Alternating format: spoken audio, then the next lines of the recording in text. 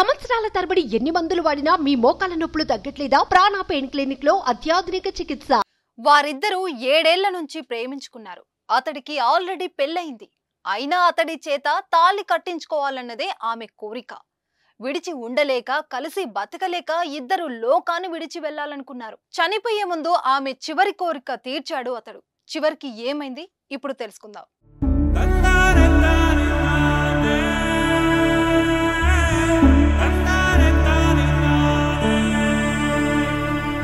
Adilabad rural మండలం పిప్పల్ధరి గ్రామానికి చెందిన టి భుజంగరావు, బొలేకర్ కవిత ఇద్దరు చిన్ననాటి స్నేహితులు. 7 ఏళ్లుగా ప్రేమించుకుంటున్నారు. అయితే కవితని కాదని భుజంగరావు 7 ఏళ్ల కిందటే పెళ్లి చేసుకున్నాడు. ఒక కుమారుడు కూడా ఉన్నాడు. పెళ్లి అయినప్పటికీ కవిత భుజంగరావును మరవలేదు. ప్రేమిస్తూనే ఉంది. అతడి చేత తాళి కట్టించుకోవాలన్నదే ఆమె చిరకాల వాంఛ.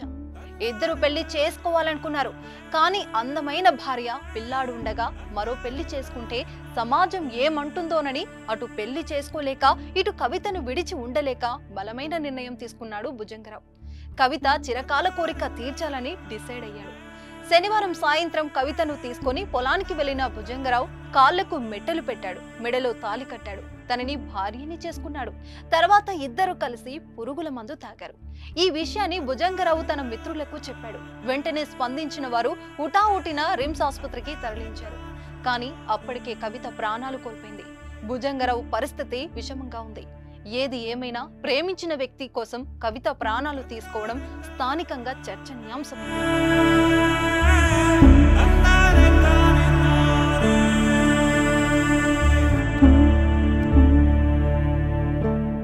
సుమన్ టీవీలో మీ పర్సనల్ అండ్ బిజినెస్ ప్రమోషన్స్ కోసం కింది నెంబర్కి కాంటాక్ట్ చేయండి.